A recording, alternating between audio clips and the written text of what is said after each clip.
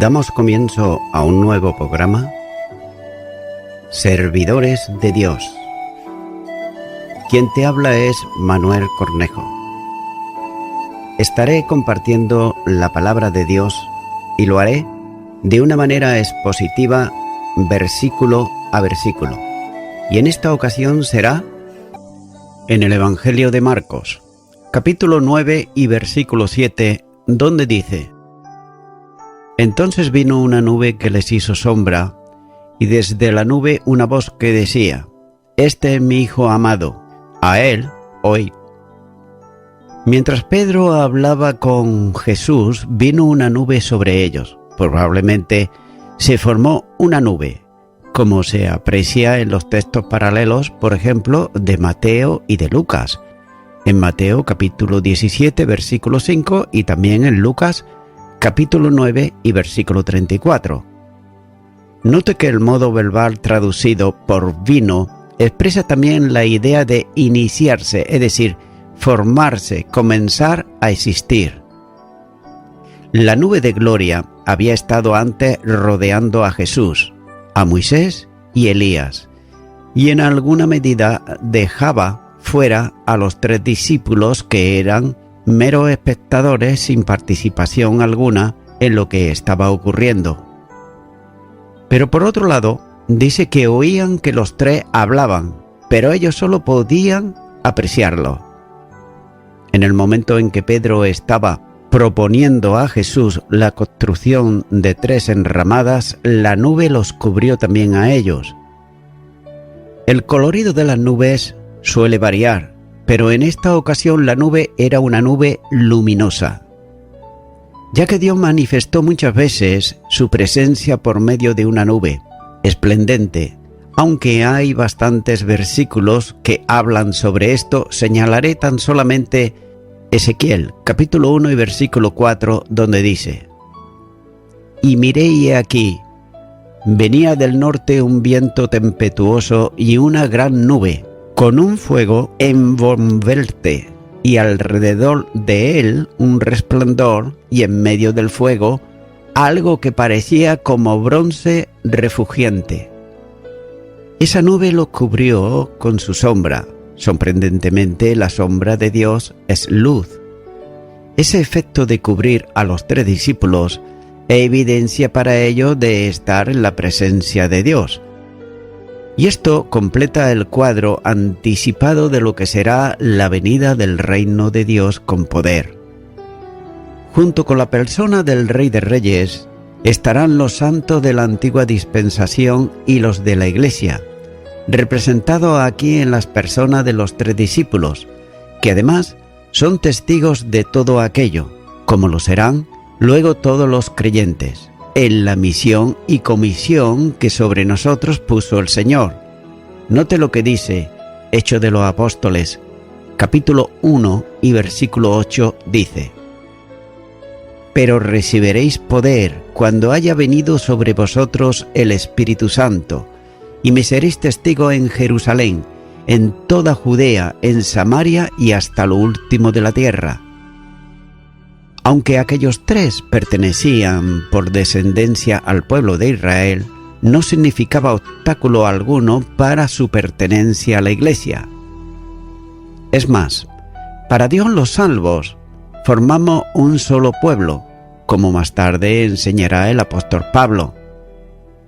En Efesios, capítulo 2 y los versículos 14 al 16, donde dice: Porque Él es nuestra esperanza, que de ambos pueblos hizo uno, derribando la pared intermedia de separación, aboliendo en su carne las enemistades, la ley de los mandamientos expresados en ordenanzas, para crear en sí mismo de los 2 un solo y nuevo hombre, haciendo la paz, y mediante la cruz reconciliar con Dios a ambos en un solo cuerpo, matando en ella las enemistades. La separación y también la distinción entre Israel y la Iglesia solo es posible entenderla en cuanto a nación con promesas nacionales que deben ser cumplidas, pero en todo lo restante, y especialmente en lo que tiene que ver con la salvación, no hay diferencia alguna. La futura manifestación del reino de los cielos se había hecho visible delante de los testigos seleccionados por Jesús, y ante ellos se manifestaba el Rey glorioso, lo santo de la antigua dispensación y la Iglesia. Note que esta presencia conjunta del Señor con los suyos tendrá lugar de una forma visible cuando Él venga para establecer el reino de los cielos, en modo literal, sobre la tierra, en el cumplimiento del programa determinado por Dios y anunciado por los profetas. Y note que la escena cambia nuevamente en el relato, ya que Pedro estaba hablando con Jesús, proponiéndole la construcción de las enramadas. Pero ahora todos guardan silencio, porque el que hablaba desde la gloria de la nube era el Padre mismo, y hablaba para dar testimonio sobre quién era Jesús. Y por otro lado era reiterar el que había dado al principio de su ministerio en el bautismo, donde declaraba quién se bautizaba era precisamente su Hijo amado. Marcos capítulo 1 y versículo 11. El Padre hablaba a los 3 discípulos con voz natural, audible y entendible claramente por ellos.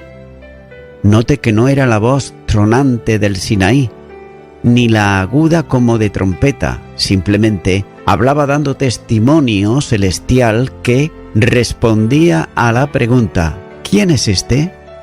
Dios proclama que aquel que para las gentes era un gran hombre, el Maestro que los acompañó durante el tiempo del ministerio, el que anunciaba que sería muerto, era el Hijo amado.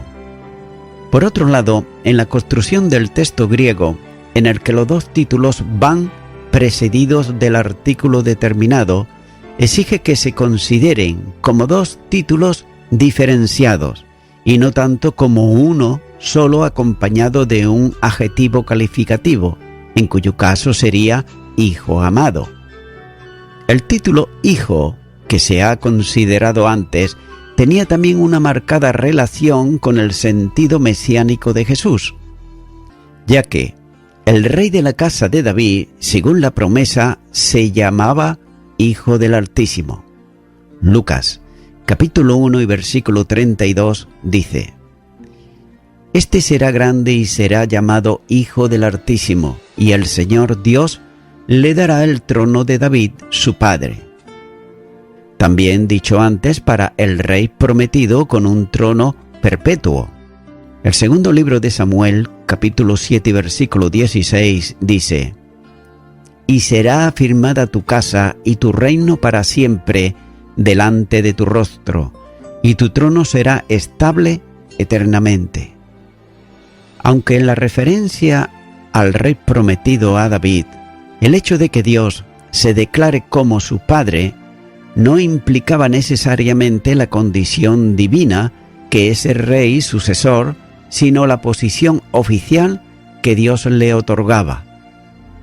Pero hay que tener en cuenta que en el estudio sobre el Mesías, el rey anunciado en el Antiguo Testamento, revela que, siendo descendiente de David, según la carne, sería puesto en el trono por Dios mismo, y su trono, esto es, su reino, sería para siempre. El segundo libro de Samuel, capítulo 7, y ahora el versículo 29, dice: Ten ahora a bien bendecir la casa de tu siervo, para que permanezca perpetuamente delante de ti, porque tú, Jehová, Dios, lo has dicho, y con tu bendición será bendita la casa de tu siervo para siempre. Este significado alcanza su máxima expresión cuando el salmista dice de él, hablando en nombre de Dios: Mi hijo eres tú, yo te he engendrado hoy. Salmo, capítulo 2 y versículo 7. El testimonio del Padre desde la nube de gloria que lo cubría contiene el reconocimiento divino de la mesianidad de Jesús, pero se extiende también al sentido teológico. ya que es el Hijo amado, porque comparte con el Padre la misma vida en el ser divino, por tanto, es también Dios en unidad con la primera y tercera persona de la Santísima Trinidad. Este Logos preexistente fue enviado desde el cielo por el Padre en misión reveladora y en misión redentora, ya que en el cumplimiento del tiempo Dios envió a su Hijo nacido de mujer para que redimiese. Gálatas, capítulo 4 y versículo 4 dice: pero cuando vino el cumplimiento del tiempo, Dios envió a su Hijo, nacido de mujer y nacido bajo la ley. Y también el Verbo eterno se hizo hombre. Juan, capítulo 1 y versículo 14 dice: y aquel Verbo fue hecho carne y habitó entre nosotros, y vimos su gloria, gloria del unigénito del Padre, lleno de gracia y de verdad. Y él vino y lo hizo en semejanza de carne de pecado. Romanos capítulo 8 y versículo 3. El segundo título, el amado, tiene que ver también con la deidad. Jesús es el unigénito del Padre revestido de humanidad. Por tanto, siendo el único Hijo en esa condición, todo el amor del Padre en su relación paterno-filial, única y eterna, se orienta y también deposita en el unigénito. Por consiguiente, solo Él puede ser llamado en ese sentido el amado. En el Antiguo Testamento, el término en el plano de los hombres se usaba para referirse al primogénito, heredero de todo lo que un padre tenía, como es la casa de Isaac y de Abraham. Génesis, capítulo 22 y versículo 2 dice: y dijo: toma ahora tu hijo, tu único, Isaac, a quien amas, y vete a la tierra de Moriah, y ofrécelo allí en holocausto sobre uno de los montes que yo te diré. De ese mismo modo, Cristo es el unigénito del Padre y como tal, heredero de todo. Hebreos, capítulo 1 y versículo 2 dice: en estos postreros días no ha hablado por el Hijo, a quien constituyó heredero de todo y por quien asimismo hizo el universo. Jesús, a quien los 3 discípulos habían visto como un hombre entre los hombres, aunque la grandeza de sus palabras y la omnipotencia de sus obras, unido a la revelación del Padre, lo aceptaban como el Mesías. Es también Dios como unigénito del Padre, de quien procede eternamente. Y su condición le hace mayor que Moisés y Elías, que habían estado presentes hablando con él.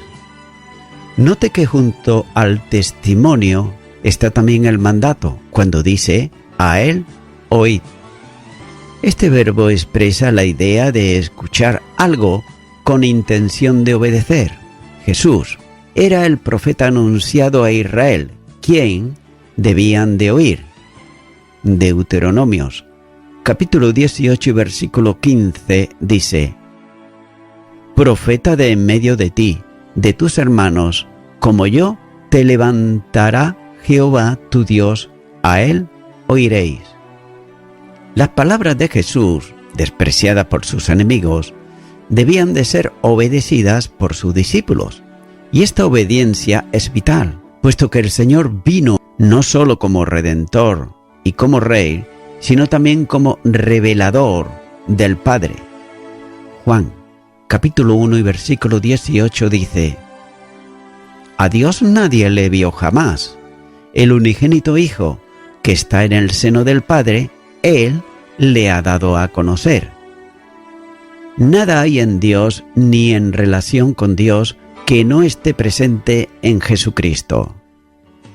Nadie puede conocer a Dios en intelecto y sobre todo en vida que no tenga que venir por medio de Jesús, ya que todo el propósito divino y todas las demandas de vida conforme a la voluntad de Dios están reveladas y enseñadas por Jesucristo, ya que por Él y solo Él habla Dios exhaustivamente.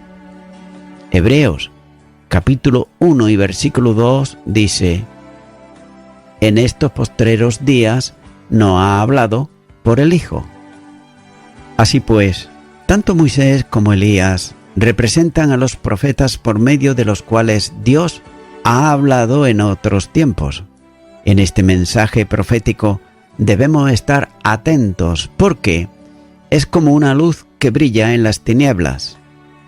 La segunda carta de Pedro, capítulo 1 y versículo 19, dice: tenemos también la palabra profética más segura, a la cual hacéis bien en estar atentos como a una antorcha que alumbra en lugar oscuro, hasta que el día esclarezca y el lucero de la mañana salga en vuestros corazones.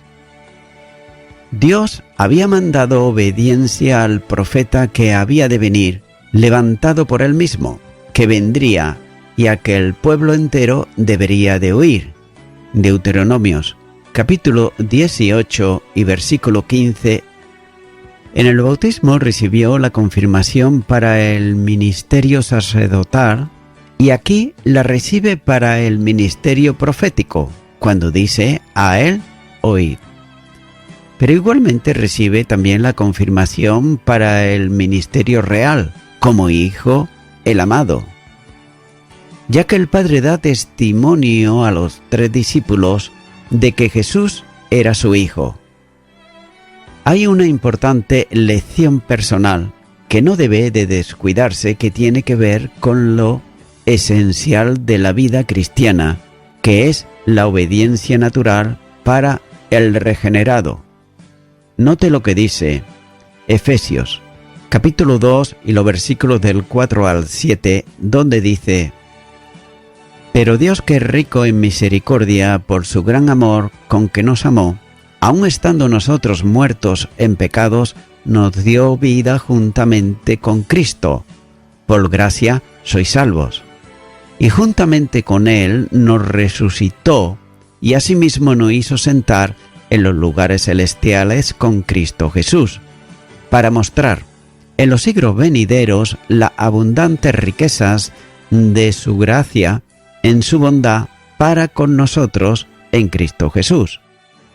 Para quien ha nacido de nuevo, es decir, del Espíritu, la obediencia forma parte de su misma forma de ser. Por otro lado, no puede hablarse de amor a Cristo sin vincularlo a la obediencia a Cristo, como así señala Juan capítulo 14, versículo 15, versículo 21, 23 y 24.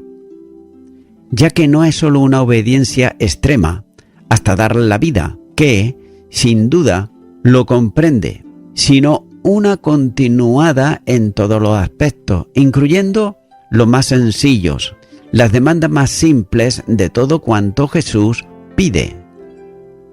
Ya que Él estableció que los creyentes enseñen a los nuevos convertidos a guardar todas las cosas que les había enseñado. Mateo capítulo 28 y versículo 20 dice: enseñándoles que guarden todas las cosas que os he mandado, y aquí yo estoy con vosotros todos los días hasta el fin del mundo. Amén. Por tanto, los mandatos de Jesús son sencillos y también son vitales. Uno de ellos es el de la evangelización, llevando el mensaje de salvación a todas las naciones. Marcos, capítulo 16, los versículos 15 al 16, dice: y les dijo: id por todo el mundo y predicar el evangelio a toda criatura. El que creyere y fuere bautizado será salvo, mas el que no creyere será condenado. Otra clase de obediencia tiene que ver con el amor a todos los hombres. Juan capítulo 3 y versículo 35 dice: en esto conocerán todos que sois mis discípulos, si tuvieseis amor los unos con los otros. Y un tercero tiene que ver con una vida conforme a la condición de hijo de Dios. Mateo capítulo 5 y versículo 16 dice: Así alumbre vuestra luz delante de los hombres, para que vean vuestras buenas obras y glorifiquen a vuestro Padre que está en los cielos. Es suficiente confrontarnos personalmente con estas tres demandas para saber si estamos atendiendo en obediencia la voz del Padre que nos dice: a Él oíd. Continúo ahora con el versículo 8, donde dice: Y luego cuando miraron no vieron más a nadie consigo sino a Jesús solo. El relato termina en Marcos abruptamente en comparación con los paralelos de Mateo y Lucas, ya que aquí falta el relato sobre el temor en los discípulos y la situación a que llegaron a causa de ello, y la acción de Jesús en aquel momento. Ya que la nube que los envolvió y la voz que le habló desde ella produjo en los discípulos un temor reverente e incluso algo más, estaban llenos de miedo. Note que por el relato paralelo de Mateo sabemos que ante esa manifestación y experiencia cayeron a tierra. Dicho de otro modo, los discípulos pasaron a estar llenos de temor, ya que la experiencia vivida era demasiado intensa para ellos, de modo que llenos de temor no podían hacer otra cosa que postrarse en tierra. Y esa también había sido la reacción del profeta Isaías, cuando Dios le mostró su gloria en el trono donde estaba sentado.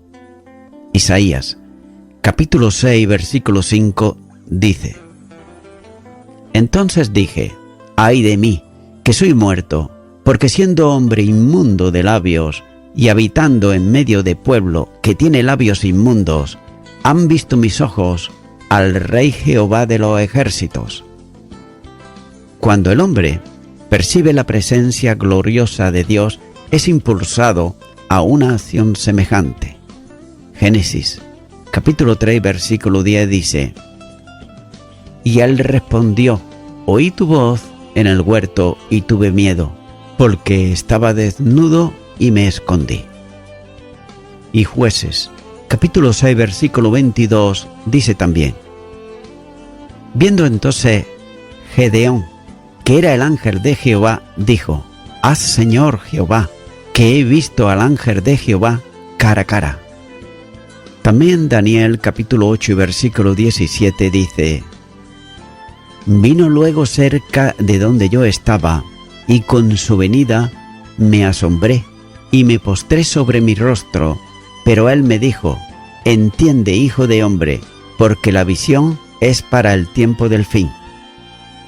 Y Habacuc, capítulo 3, versículo 16, dice: Y se conmovieron mis entrañas, a la voz temblaron mis labios, pudrición entró en mis huesos, y dentro de mí me estremecí, si bien estaré quieto en el día de la angustia, cuando suba al pueblo el que lo invadirá con sus tropas. Igualmente, se produce en los creyentes cuando son conducidos a contemplar la gloriosa presencia de Jesús. Apocalipsis, capítulo 1, versículo 17 dice: Cuando lo vi, caí como muerto a sus pies, y él puso su diestra sobre mí, diciendo: No temas, yo soy el primero y el último. Sin duda, el temor es un elemento adecuado para que una cosa quede indeleblemente grabada en la mente, ya que la gloria de la majestad de Jesús, la gloria de la nube que los había rodeado, la voz del Padre llamándolos a obediencia, quedó grabada definitivamente en la mente de los 3 discípulos que habían sido llamados por Jesús para estar presentes en el monte y viesen la transfiguración. Y a una distancia de más de 30 años, Pedro recordaba lo que había supuesto para él aquella experiencia. En su segunda carta de Pedro, capítulo 1, y los versículos 16 y 17, dice: porque no nos ha dado a conocer el poder y la venida de nuestro Señor Jesucristo, siguiendo fábulas artificiosas, sino como habiendo visto con nuestros propios ojos su majestad. Pues cuanto Él recibió de Dios Padre honra y gloria, le fue enviada desde la magnífica gloria una voz que decía: este es mi Hijo amado, en el cual tengo complacencia. Y según Mateo, Jesús tocó a los discípulos, invitándolos a dejar el temor. Mateo capítulo 17, versículo 7 dice: entonces Jesús se acercó y los tocó, y dijo: levantaos y no temáis. Los discípulos miraron a su alrededor para descubrir que estaban solos. Al toque de la mano del Maestro lo hicieron con rapidez, como pone de manifiesto el adverbio mima, que significa rápidamente. Así pues, tanto Moisés como Elías, así como la nube, habían desaparecido. Ya no estaban con ellos, sino solo Jesús seguía presente. Ahora bien, realmente, ¿qué más podían necesitar? Ya que a su lado estaba el Hijo de Dios, el amado, por tanto con Él tenían todo. Y allí estaba aquel que los había acompañado durante los años del ministerio. La gloria de su majestad se había cubierto nuevamente por el traje de su humanidad, al que Él, Jesús, volvía para seguir el camino que conducía a la cruz. Pero aunque el aspecto de Jesús era el mismo que habían visto siempre, ya nunca sería igual para los que en el monte habían visto su gloria. Para el mundo, seguiría siendo el siervo sin atractivo para desearlo, pero para ellos que vieron su gloria, era el Rey de Reyes y el Señor de Señores.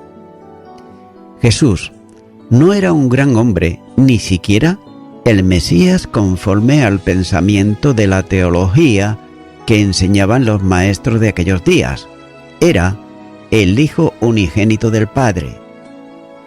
Y note que aunque estaban con Jesús solo, tenían más que todas las huestes celestiales y los santos glorificados, porque tenían a su lado a Emmanuel, Dios con nosotros.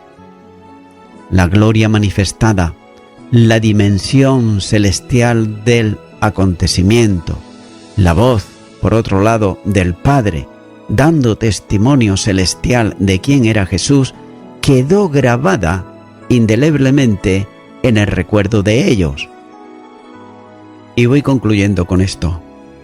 Las nubes con frecuencia simbolizan la presencia de Dios en las Escrituras.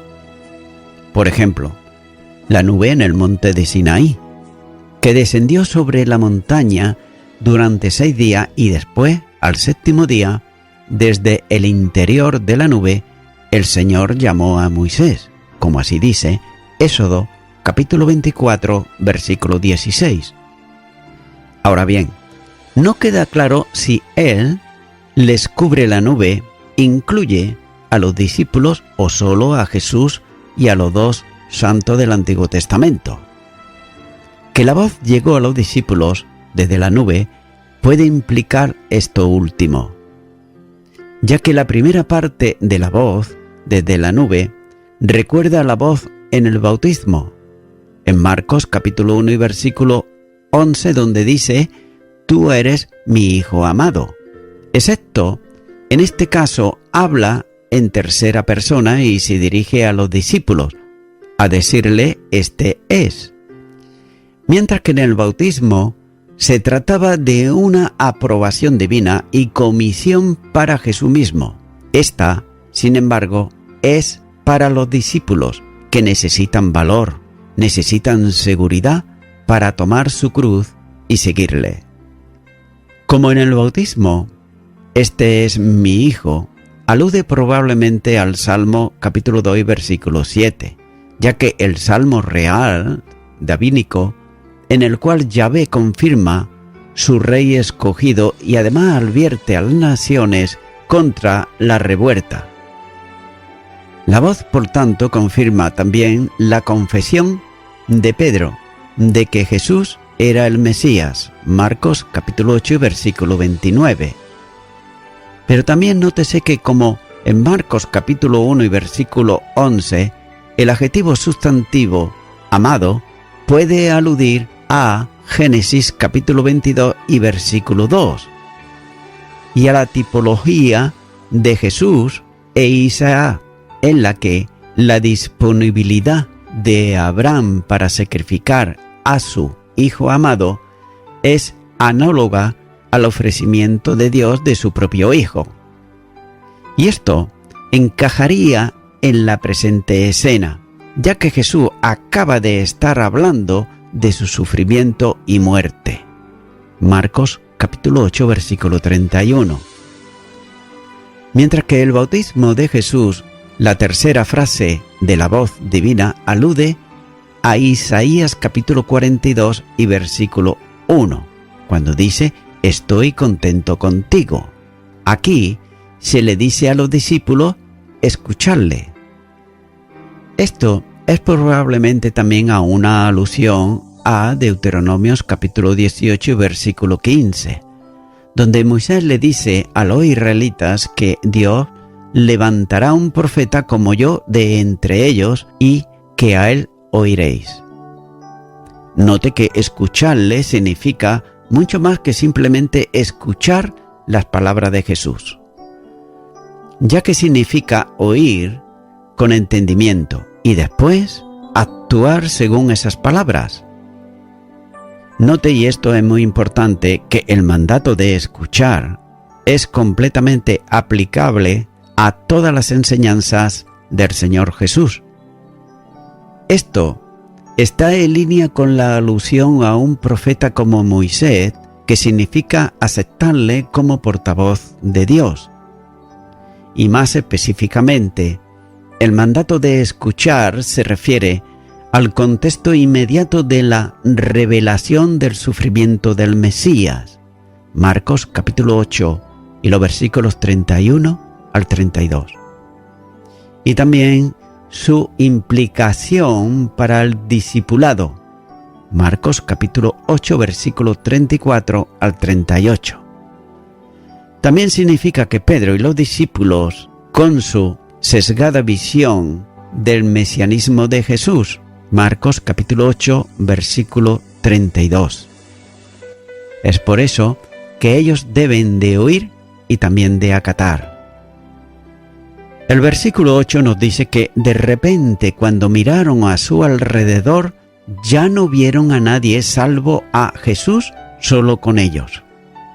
La repentina desaparición de Moisés y de Elías tiene varias implicaciones.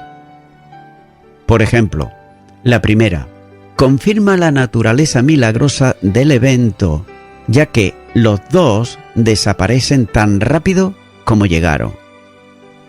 La segunda, confirma la preeminencia de Jesús, ya que la visión es sobre él, no sobre los otros dos, ya que él es el Hijo de Dios al que deben de escuchar. La tercera es que queda implícito que la revelación anterior a través de Moisés y Elías y los profetas está siendo sustituida por una nueva revelación que se ofrece a través de Jesús.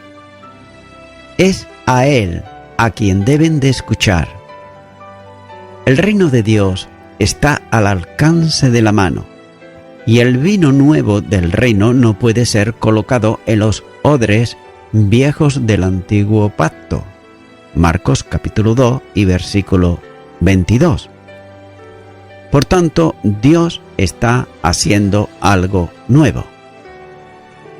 Amigo y amiga oyente, Dios, el Señor, desea hacer algo nuevo, pero hacerlo en tu vida.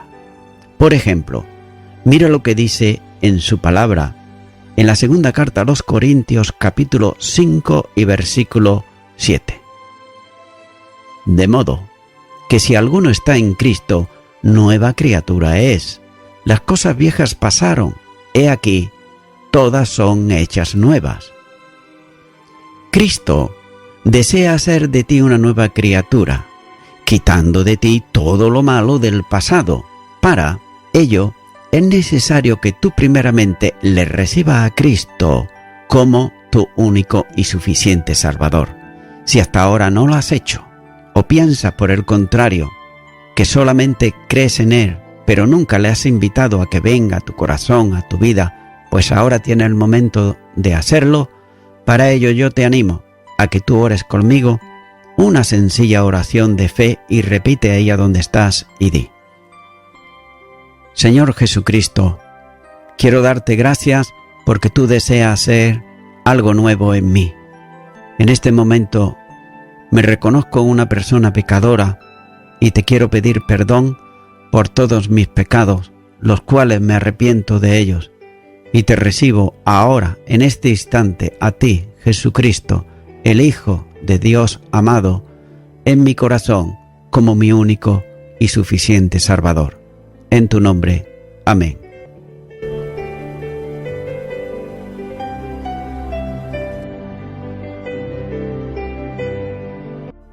Amigo y amiga oyente, si tú has hecho esta oración de corazón, te recomiendo que comiences a orar a Dios, en primer lugar, en el nombre del Señor Jesucristo.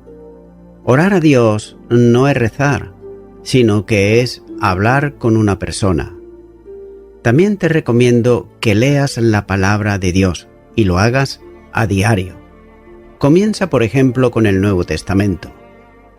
Y también, por último, te recomiendo que para que puedas crecer espiritualmente, te congregues en una iglesia cristiano-evangélica, donde se predique, se enseñe y se practique la sana doctrina y la palabra de Dios.